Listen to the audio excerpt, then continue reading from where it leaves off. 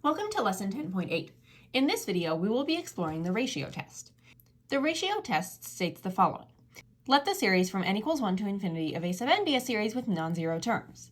If the limit as n approaches infinity of the absolute value of a sub n plus 1 over a sub n is less than 1, that series will converge. If the limit as n approaches infinity of a sub n plus 1 over a sub n, the absolute value of that is greater than 1, then our series will diverge. But if the limit as n approaches infinity of a sub n plus 1 over a sub n, taking the absolute value of that is equal to 1, the ratio test is inconclusive. Now, a quick note is that ratio test problems often involve factorials, and factorials are the product of an integer and all the positive integers below it. For example, if we're given 5 factorial, that is equal to 5 times 4 times 3 times 2 times 1, which is ultimately equal to 120. Now, factorials can also be evaluated on the graphing calculator.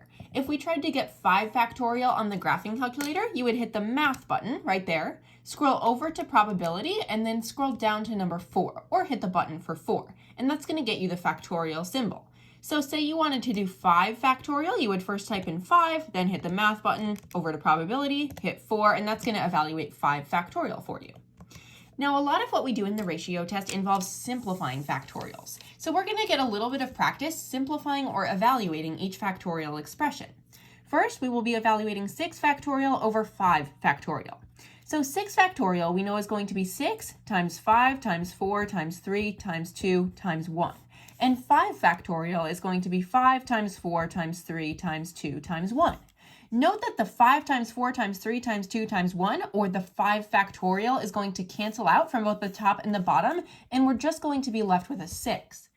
Now, when we look at this next example, n plus 1 factorial over n factorial, that's very, very similar to this first example, except in this example we had actual numbers, but we are still dealing with that same kind of situation. Our number is 1 greater on the top than it is on the bottom. Notice that when we did 6 factorial, which is like our n plus 1 factorial down here, we had 6, the first term, times 5 factorial, which was on the bottom. So that means that this situation is really going to be equal to n plus 1 times n factorial, just like 6 factorial was equal to 6, that first term, or the n plus 1, times n factorial, or 5 factorial. And that's all over n factorial. Then the factorials cancel, and we just have n plus 1. So that's an important thing to note. We're going to be dealing with that quite a lot. Now in this next one, we have 3n plus 3 factorial over 3n factorial. This is where it gets a little bit more challenging. Let's see if we can start writing out some of the terms for this top term. So if we have 3n plus 3 factorial, our first term is just going to be a 3n plus 3, and then we're going to multiply that by all of the terms that are below that. For example, when we did this one, we did 6 times, and then 6 minus 1, which was 5, times 6 minus 2, which is 4. So for our next term here, we're going to do 3n plus 3 minus 1, or 3n plus 2. Then we would multiply that by 3n plus 1, and then we would just multiply that by 3n, and then 3n minus 1, etc. But we can also symbolize this as just a plain 3n factorial, because that implies that we multiply it by all of the terms that are below that. If we have this over 3n factorial, these 3n factorials are going to cancel. And what we're going to be left with is 3n plus 3 times 3n plus 2 times 3n plus 1. Determine the convergence or divergence of each series. First, we're looking at the series from n equals 1 to infinity of 5 to the power of n over n factorial. A good rule of thumb is that whenever you see a factorial, you're probably going to be using the ratio test. However, you don't have to have a factorial in there to use a ratio test. Now remember, in order to use the ratio test, we need to find the limit as n approaches infinity of the absolute value of a sub n plus 1 over a sub n. And if that is less than 1, our series converges, and if it's greater than 1, our series diverges. So first we need to figure out what is a sub n plus 1. Well, we know that our plain a sub n, which is going to be our denominator, is just the 5 to the power of n over n factorial. But I also want to write out what's a sub n plus 1. To find a sub n plus 1, we just plug in n plus 1 everywhere that we see an n. So a sub n plus 1 would be equal to 5 to the power of n plus 1 over n plus 1 factorial. Now we can start evaluating this limit. So what we're really looking for is the limit as n approaches infinity of the absolute value of our a sub n plus 1, which is 5 to the power of n plus 1 over n plus 1 factorial, divided by a sub n. Now, dividing by 5 to the power of n over n factorial is the same thing as multiplying by the reciprocal. So I'm going to multiply by that reciprocal of n factorial over 5 to the power of n. Now, this doesn't really help me. I need to simplify what's inside these absolute values bars a bit. So I'm going to keep my limit notation on the front. Now, 5 to the power of n plus 1 is the same thing as 5 to the power of n times 5 to the power of 1. Because when we multiply those exponents, we would get it back together to be 5 to the power of n plus 1. And we also have a times n factorial on top. From here, I'm combining those two fractions into one big fraction. Now remember that n plus 1 factorial is the same thing as n plus 1 times n factorial. That first term times all the terms after it. And then we multiply that by 5 to the power of n. Now we're seeing a lot of things that can cancel on the top and the bottom. The 5 to the power of n is going to cancel, and the n factorial is going to cancel. So we're left with the limit as n approaches infinity of the absolute value of 5 over n plus 1. This is ultimately equal to 0 because as we plug in larger and larger numbers for n, we're going to get a denominator that's bigger and bigger, ultimately producing a smaller fraction. 0 is less than 1. Since this limit is less than 1, that means that our series converges by the ratio test. Determine the convergence or divergence of the series from n equals 1 to infinity of 4 to the power of n plus 1 over n factorial times 3 to the power of n. Again, we're probably going to use the ratio test for this one because whenever we see a factorial or a lot of exponents happening and we can't use the geometric series test, we're going to want to use the ratio test. To use the ratio test, we need to figure out the limit as n approaches infinity of the absolute value of a sub n plus 1 over a sub n. In order to figure out what a sub n plus 1 is, I'm going to plug in an n plus 1 everywhere that I see an n up here. So I'll have 4 to the power of n plus 1 plus 1, or just n plus 2, over n plus 1 factorial, instead of an n factorial, times 3 to the power of n plus 1. Then I need to plug this into my limit. So I'm ultimately taking the limit as n approaches infinity of the absolute value of a sub n plus 1, which is this, so I'll copy this down as 4 to the power of n plus 2, over n plus 1 factorial times 3 to the power of n plus 1, times the reciprocal of this, because I'm dividing by that a sub n or multiplying by the reciprocal of the a sub n. Now the reciprocal of the a sub n is n factorial times 3 to the power of n over 4 to the power of n plus 1. Then I need to do some cleanup with this one. This turns into the limit as n approaches infinity of the absolute value of 4 to the power of n times 4 squared, breaking that apart with exponent properties, times n factorial times 3 to the power of n. Then I can break the denominator apart too. The n plus 1 factorial is the same as n plus 1 times n factorial times 3 to the power of n times 3 to the power of 1, breaking that one apart, times 4 to the power of n times 4 to the power of 1. Then I can do a whole bunch of canceling on the top and the bottom. So this 3 to the power of n, that's going to go away entirely. So is the n factorial. Now the 4 to the power of n is going to cancel as well. And then we're going to have 4 squared over 3 times 4 times n plus 1. So let me rewrite that over here, keeping the limit notation on the front. We're going to have 16 over 12 times n plus 1. This is going to be equal to 0 because as we plug in larger and larger numbers in our denominator, we're going to get a smaller and smaller fraction. Now, because this is less than 1, that means that our series is going to converge by the ratio test. Determine the convergence or divergence of the series from n equals 1 to infinity of 2n factorial over 5 to the power of 2n. The first thing I'm going to do, because I really don't like this 5 to the power of 2n, I would prefer if it was just something to the power of 1n, is I'm going to rewrite this as the series from n equals 1 to infinity of 2n factorial over 25 to the power of n. Because I'm taking that 5 squared, which is just a 25, and then leaving the n right there. Now I can use the ratio test to evaluate this. First, I need to find a sub n plus 1. I'll plug in an n plus 1 everywhere that I see an n. So instead of 2 times n factorial, it'll be 2 times n plus 1, and that's all factorial, over 25 to the power of n plus 1. Then I will set up my limit. I'm looking for the limit as n approaches infinity of the absolute value of a sub n plus 1 divided by a sub n. A sub n plus 1, and I'm going to write this as 2n plus 2 factorial, over 25 to the power of n plus 1, and then instead of dividing by this a sub n, I'm going to multiply by its reciprocal. So I'm multiplying that by 5 to the power of 2n, and instead of doing 5 to the power of 2n, I'm actually just going to do 25 to the power of n to make it a bit simpler right off the bat, and that's over 2n factorial. Then I will simplify. I'm trying to get the 2n plus 2 factorial into the point where I have something times 2n factorial so that I can cancel a 2n factorial from the top and the bottom. Remember that to find 2n plus 2 factorial, our first term is just going to be 2n plus 2. Then we're going to multiply that by 2n plus 2 minus 1, the next term, going down one term, which is really just 2n plus 1. And then we would multiply it by 2n and then multiply that by all of the terms that come after that.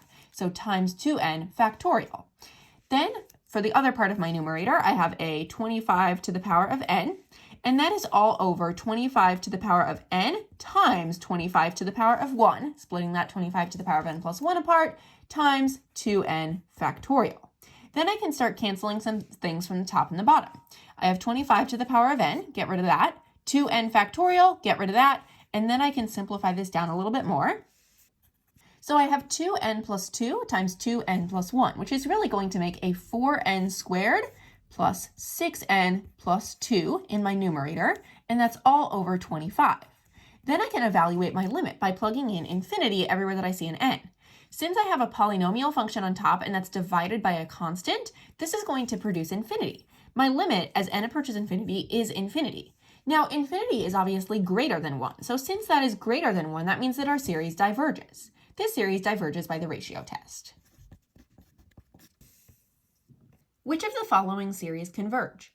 Since I see a lot of factorials in these series, I'm probably going to be using the ratio test a decent amount of the time. I will first use the ratio test on series 1. First, I need to find the limit as n approaches infinity of a sub n plus 1 divided by a sub n, and we do put the absolute value bars on there. So we have the limit as n approaches infinity of a sub n plus 1. To find a sub n plus 1, I'm going to plug in an n plus 1 everywhere that I see an n right over here. So instead of n factorial, it's going to be n plus 1 factorial. Instead of 18 to the power of n, it's going to be 18 to the power of n plus 1.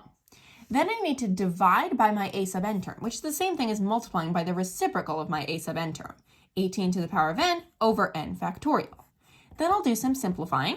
This is the same thing as the limit as n approaches infinity of the absolute value of n plus 1 times n factorial, because that's how we can simplify n plus 1 factorial, times 18 to the power of n, divided by 18 to the power of n times 18 to the power of 1, splitting that apart, times n factorial. Then we have tons of things that we can cancel. We have the 18 to the power of n and we have the n factorial. This means that we're left with the limit as n approaches infinity of the absolute value of n plus 1 over 18. If we plug in infinity here, that's going to produce an infinity, which is going to be greater than 1. When our limit is greater than 1, that means that the ratio test can be used to conclude that this series diverges. So series 1 does not converge. Let's try series 2. Again, we'll use the ratio test because I see that factorial right there. We have the limit as n approaches infinity of the absolute value of a sub n plus 1 divided by a sub n. A sub n plus 1 is going to be n plus 1 to the power of 8 over n plus 1 factorial, just plugging in an n plus 1 everywhere I see an n. Then we will multiply by the reciprocal of this a sub n in order to divide by it. So we're really multiplying by n factorial over n to the power of 8. Then we can do some cleaning up. This is the same as the limit as n approaches infinity of the absolute value of n plus 1 to the 8th times n factorial. Not much cleaning up in the numerator. But then in the denominator, we can say that n plus 1 factorial is equal to n plus 1 times n factorial times n to the 8th.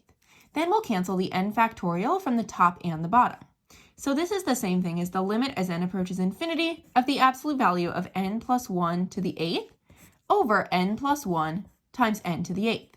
This limit might be a little bit confusing, but what we have to do is think about the magnitude of the numerator and the denominator. The numerator has a magnitude of n to the power of 8. If we were to FOIL out n plus 1 8 times, we would get something at our beginning that would be n to the power of 8. But then in the denominator, we have an n plus 1 times n to the power of 8, which means that we're going to be ending up with n to the power of 9. Now, n to the power of 8 is going to grow a little bit slower than n to the power of 9.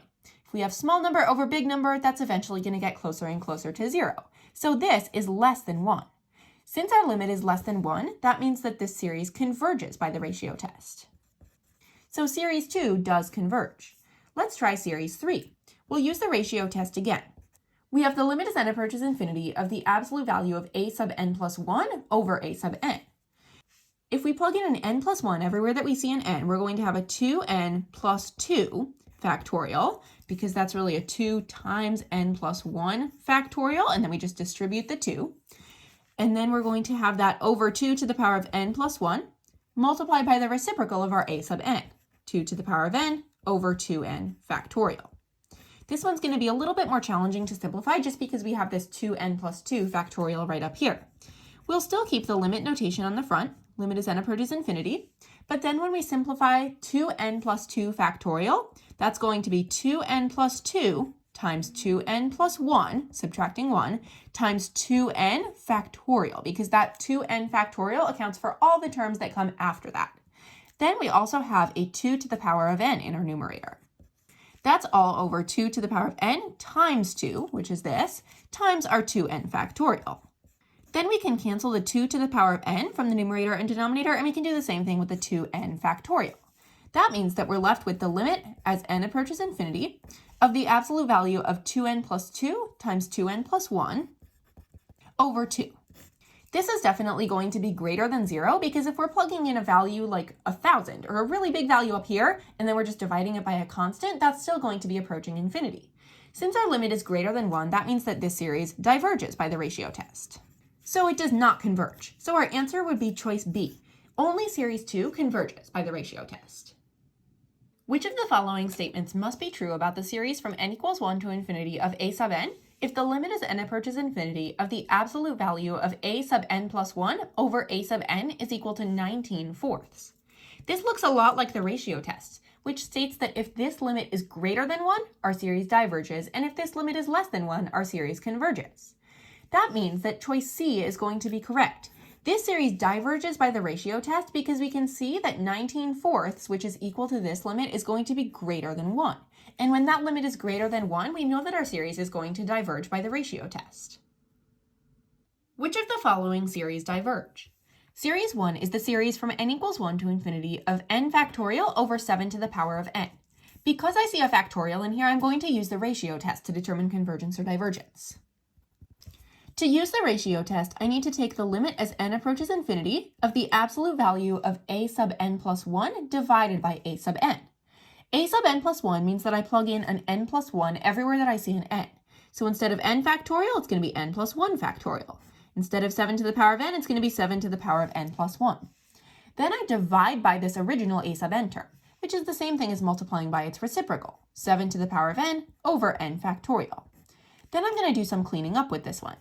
This is the same thing as the limit as n approaches infinity of the absolute value of n plus 1 times n factorial times 7 to the power of n over 7 to the power of n times 7, splitting that one apart using exponent properties, times n factorial. Then we can cancel the 7 to the power of n and the n factorial from the top and the bottom. And we're left with the limit as n approaches infinity of the absolute value of n plus 1 over 7. This is going to be equal to infinity, because as we plug in larger and larger numbers here in our numerator and just leave that denominator as a 7, that's going to be producing a large number. Now, infinity is greater than 1. That means that our series is going to diverge by the ratio test. So series 1 does diverge. Let's take a look at series 2. We have the series from n equals 1 to infinity of 5 to the power of n plus 2 over 4 to the power of n. This one may look like a ratio test problem, and you actually can use the ratio test to deal with this one, but it might be a little bit faster to use the geometric series test here. If you're unfamiliar with the geometric series test, I have a separate video on that topic. To use the geometric series test, we need to rewrite this as the series from n equals 1 to infinity, and then we need to have a times r to the power of n. So what I'm going to do with this one is I'm first going to break apart the 5 to the power of n plus 2 into 5 to the power of n times 5 squared, and that's all going to be over 4 to the power of n. Notice how I have my 5 to the power of n and my 4 to the power of n. I'm going to rewrite that as 5/4 to the power of n, and I'm just going to pull my 5 squared, or the 25, out to the front. So we have 25 times 5/4 to the power of n. To determine the convergence or divergence of a geometric series, we look at this r term right here. If the absolute value of r, which in this case is equal to the absolute value of 5/4, is greater than or equal to 1, our series diverges. If the absolute value of r is less than 1, the series converges. Since the absolute value of 5/4 is greater than or equal to 1, this series diverges. Let's try series 3. we have the series from n equals 1 to infinity of rad n over n minus pi. In this case, since I have an n to the power of something, which is n to the power of 1/2, and then another n to the power of something in my denominator with no factorials or exponents or anything like that, I think I'm going to be using limit comparison here. Because I could compare this to the series from n equals 1 to infinity of 1 over n to the power of 1/2. Because this is similar to n to the power of 1/2 over n to the power of 1, which is really 1 over n to the power of 1/2. Let's see if I can make that work. In order to determine whether I can use limit comparison with this series, I need to take the limit as n approaches infinity of my original a sub n, which is this one, my rad n over n minus pi, and I need to multiply that by the reciprocal of my 1 over n to the power of 1/2, or divide by 1 over n to the power of 1/2. So that's times another rad n over 1. If this produces a positive finite number, I will be able to compare the behavior of this series to this series. When I clean this up a bit, I have the limit as n approaches infinity of, and then rad n times rad n is just an n, over n minus pi. This limit is going to be equal to 1. Since 1 is a positive and finite number, that means that limit comparison can be used with this series. So our new question then becomes, what is the behavior of this series? Does this series converge or diverge? Well, this series is going to diverge by the p-series test because the exponent of the denominator, this 1/2, is less than or equal to 1.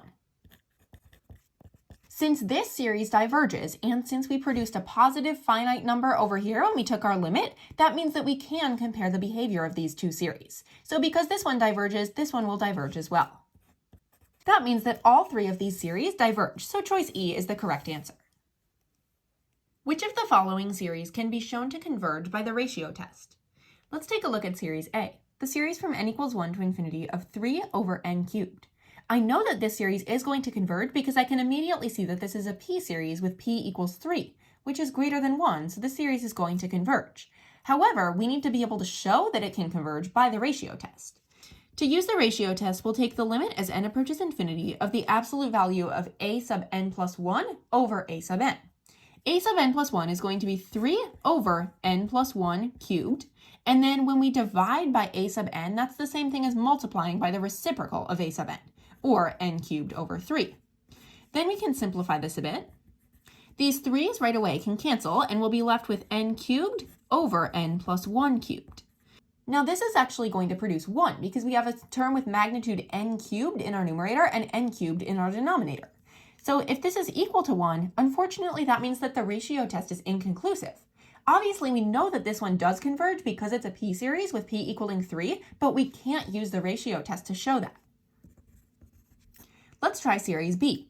We'll take the limit as n approaches infinity of our a sub n plus 1, which is n plus 1 factorial, over 3 to the power of n plus 1, and we'll multiply that by the reciprocal of a sub n, or 3 to the power of n over n factorial.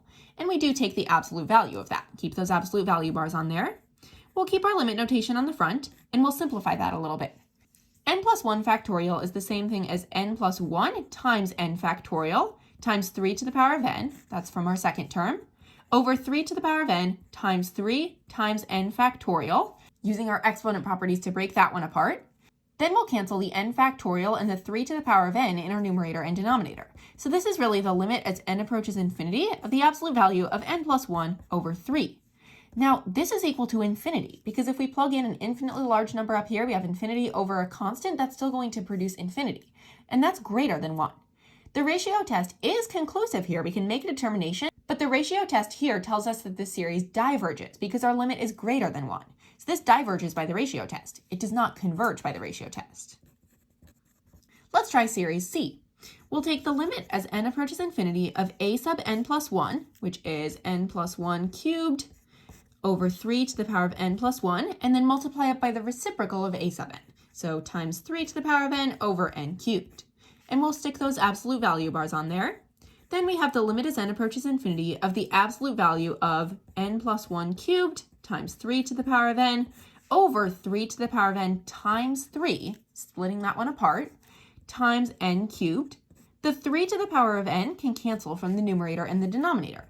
And this is equal to the limit as n approaches infinity of the absolute value of n plus 1 cubed over 3n cubed. This is going to produce a 1/3 because we can see that we have a term with magnitude n cubed in our numerator and our coefficient would be a 1. And then in our denominator, we have another term with magnitude n cubed and our coefficient is a 3. Since 1/3 is less than 1, that means that this series converges by the ratio test. So choice C is our correct answer. We can use the ratio test to show that that series converges. If the ratio test is applied to the series from n equals 1 to infinity of 3n times 6 to the power of n over e to the power of n, which of the following inequalities results, implying that the series diverges? Notice how all of these series have the limit as n approaches infinity of something, which I'm going to assume is the a sub n plus 1 over a sub n, is greater than 1. Because if that limit is greater than 1, that implies that the series diverges, which takes care of this part of the problem. So what we really have to do here is we have to set up our limit as n approaches infinity of a sub n plus 1 over a sub n. Now I will stick those absolute value bars on there for now because that's how we typically do it, and then we'll see if we can possibly take them off at the end.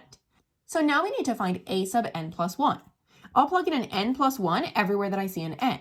So instead of 3n, I'll have 3 times n plus 1 times 6 to the power of n plus 1 over e to the power of n plus 1. Then I will divide by my a sub n, my original a sub n, or multiply by its reciprocal. So times e to the power of n over 3n times 6 to the power of n. Then I have some cleaning up to do. This is equal to the limit as n approaches infinity of the absolute value of 3n plus 3 times 6 to the power of n times 6 to the power of 1, splitting that apart using exponent properties, times e to the power of n, over e to the power of n times e to the power of 1, splitting that one apart as well, times 3n times 6 to the power of n. A few things we can cancel here. We have the e to the power of n and the 6 to the power of n. So we're going to be left with the limit as n approaches infinity of the absolute value of 3n plus 3 times 6 over 3en, combining that e times 3n. Now it doesn't look like that matches any of our answer choices quite yet, so what I'm going to do is distribute this 6 up here. This is equal to the limit as n approaches infinity of the absolute value of 18n plus 18 over 3en. Now this looks super similar to choice D, but the only thing is that they've removed the absolute value bars. Let's think about why that might be. If we're plugging in larger and larger positive numbers for n, we're only ever going to get a positive number in our numerator and in our denominator, because 3e is positive times a positive makes a positive. Positive over a positive is always going to be positive. So are those absolute value bars really necessary here? No, they're not. So we can just select choice D.